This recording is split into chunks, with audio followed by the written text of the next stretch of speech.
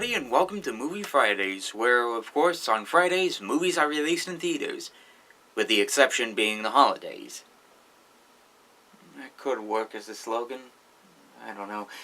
Anywho, today, instead of this being a movie review, or at least taking a look at a movie review that's already being released on home video, I decided to keep this one as a movie I saw in theaters as of right now, but is slowly, kind of dying off and is being put into theaters in limited amounts of time and space. Like, it has a limited time, at least as of right now, that's seeing itself in theaters. Like, sometime within the future, it might see itself on home video. Like, it might see itself, a month or so later on home video. Who knows what will happen to this movie. And, of course, that movie is The Founder. Now, for those that do not know what The Founder is a movie based on the true story of Ray Kroc, as, of course, he franchises McDonald's alongside Illinois and all over the Central Time area. And of course our main character, played by Michael Keaton, Ray Kroc, of course is a milkshake salesman who basically goes around and notices a problem with drive-thru restaurants. He winds up receiving a little call from Southern California, and he wonders why there's a high demand for his milkshake mixers. So, of course, he drives along the way to that said restaurant in Southern California, and, of course, comes across probably the greatest food in all of the history of the world, as, of course, he meets up the two brothers who, of course, created the first McDonald's in history, and, of course, he decides he wants to make a franchise out of that restaurant. It is an interesting movie about how McDonald's was created, or at least how the franchise was started off in the first place. It does have an interesting feed going for it, and usually a lot of movies based on true stories are kind of iffy, but for the most part, they're mostly positive. But depending on how you screw it up, they can be bad. So, The Founder is actually kind of a good story, but as I dig through more of the research, there are some people that wind up finding that they do leave out some of the stories of how literally McDonald's was used as a marketing tool for other means.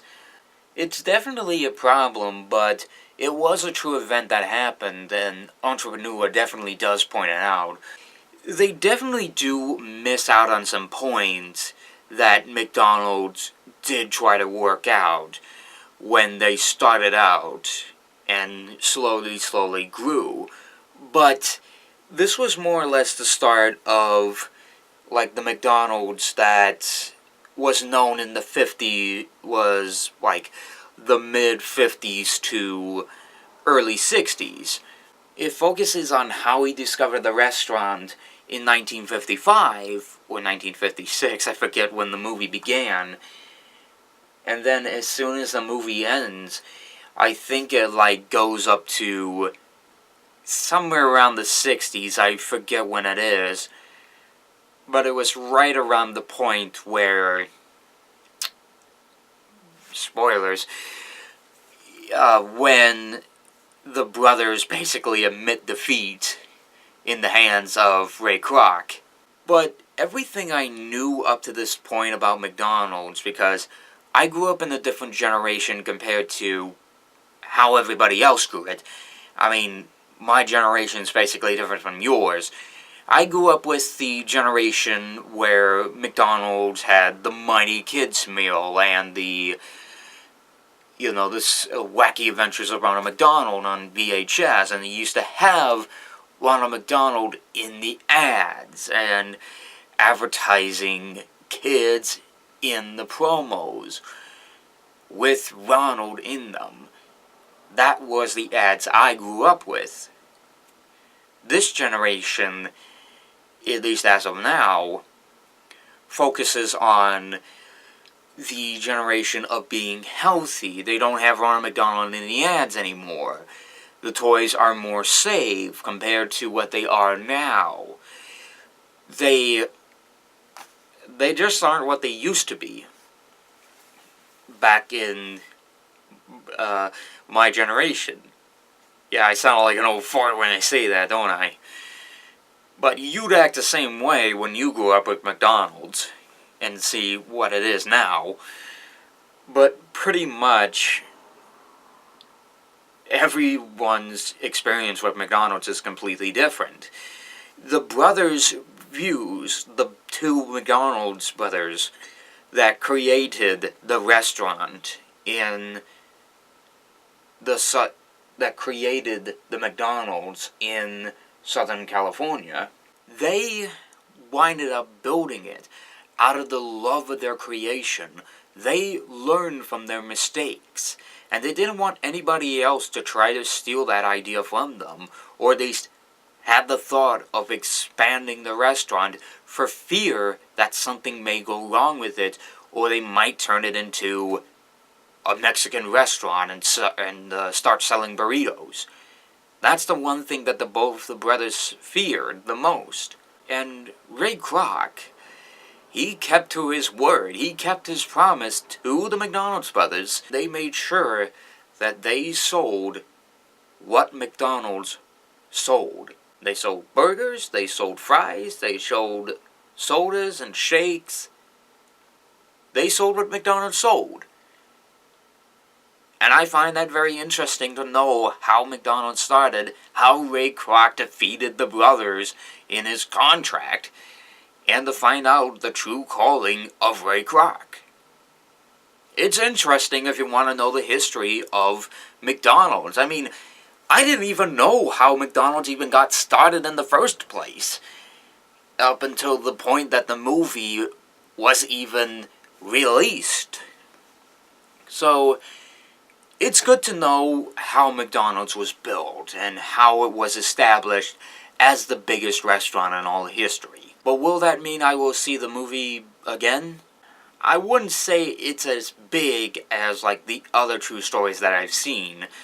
I mean, one of my favorites is Straight Outta Compton and other films, but I wouldn't know about seeing this one again.